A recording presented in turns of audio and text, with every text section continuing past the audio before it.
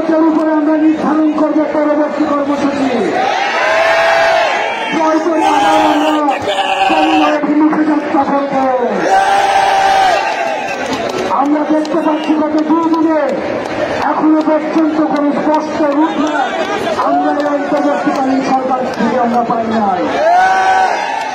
আমরা 1 ঘন্টার মধ্যে আমরা 1 ঘন্টা দেখব।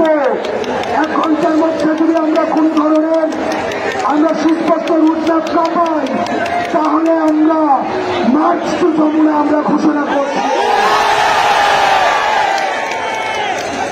আমরা আমাদের কর্মসূচি অনুযায়ী আমরা ইন্টারকন্টিনেন্টালের যে গেটটা রয়েছে আমরা সেইটাইতে আমরা অবস্থান করব।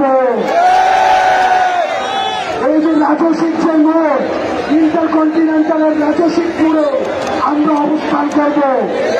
আমরা উপদেষ্টাদেরকে স্পষ্ট ভাষায় বলতে চাই, আপনারা এই আওয়ামী লীগ নিষিদ্ধ নিয়ে কোনো গরিবসি করেন না। আমরা আপনাদেরকে এখনো পর্যন্ত বিশ্বাস করি। এই আওয়ামী লীগের কোয়েশ্চেনটা আপনারা সলভ করে ফেলেন, আওয়ামী লীগকে নিষিদ্ধ করে ফেলেন। আমরা